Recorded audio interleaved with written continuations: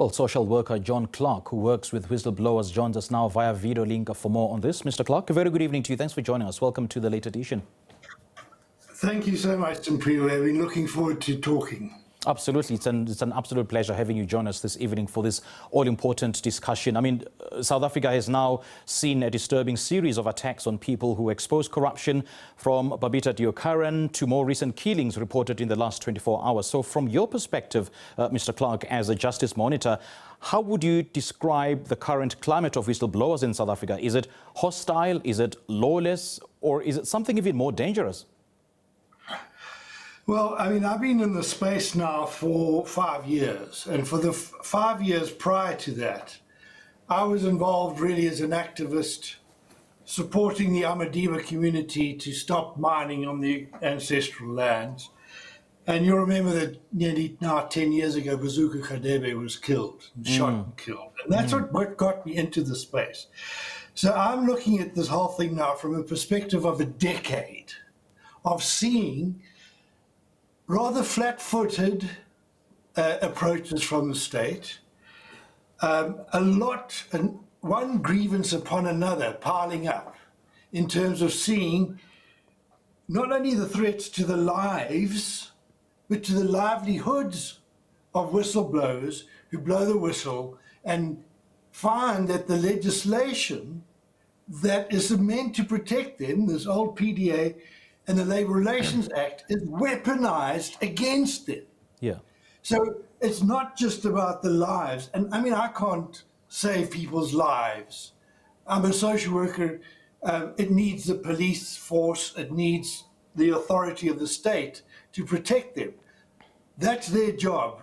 I would just hope, as some consolation to the family of Marius van der Merwe, that I'm going to now continue to redouble my efforts to make sure his death is not in vain. I was at the media conference today with the minister, and we did engage, and I'm hopeful, because we've got to be hopeful. I mean, we can't allow, the circumstances to kind of imprison us with fear. We've got to take the courage that people have shown, people like, Marius van der Merwe, Babita Deokaran, Mr. Clarke, when you say that South Africa's approach to such an issue is flat-footed, I mean, it is disheartening, it is sobering, and would you say perhaps that South Africa is one of the most dangerous countries in the world to be a whistleblower? And if yes, what makes it uniquely lethal compared to other contexts that you've studied? Well, yes, it is, because I think, and I've had a hypothesis for the last 3 years, and nothing's happened to disprove it, that we are in control of what someone calls a thugocratic machine. Yeah. The state has been infiltrated by organized criminal syndicates who have made it darn sure that whistleblower protection doesn't happen and support for them doesn't happen. They've delayed the legislative reform because they know it'd be bad for business. Yes. So we don't have an institutional framework that actually supports us, even though we, as the whistleblower kind of fraternity and community, have been lobbying for this so long. So I said to the minister today, I said, Minister, I'm willing to engage still with you. Obviously, I can't not do so, but please get some interministerial process going to see who is it in the various state institutions that are deliberately working to delay, retard the whistleblower reform process. Because, I mean, the fact that we're having these things shows that the thugs know that whistleblowing will be very bad for their business. So if we are committed to an anti-corruption strategy, the first priority should be that. Absolutely. And for goodness sake, that's been said for 5 years already. And let's now discuss the modus operandi, if you will. I mean, at which exact moment does a whistleblower become marked for danger? Is it when they first discover corruption, when they report it internally, or is it when that information threatens powerful networks? Well, let me tell you the story of Patrick Maduna. He was working for a an organization that was set up by Shell South Africa. Yeah. He was on a board of trustees, which was supposed to ensure that the benefits of this PEE outfit were going to flow to the participants and the workers. He asked questions at the trustees meeting, and immediately they started to work him out of the organization. Not only that, he still drives around with a bullet hole in the back of his car. So we see the systemic process. As soon as somebody rocks the boat and shows themselves accountable and holds people with power accountable, they become targets.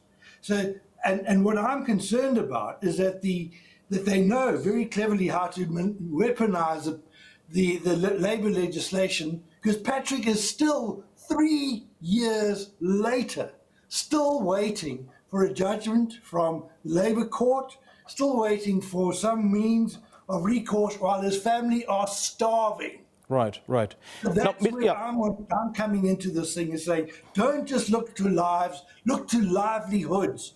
The deterrence against whistleblowing is coming from all sides. Now, as we're scratching in a joined-up way. As we're scratching our heads, looking for answers, I mean, there's so many questions whether there are any real incentives for the South African Police Service or any other political institution to fully investigate and then solve these assassinations if powerful figures could be implicated. So is it fair to say that now there is now an economy of killing attached to corruption in South Africa, where silencing has become part of the business model? I mean, what does it say about a democracy when telling the truth becomes a death sentence?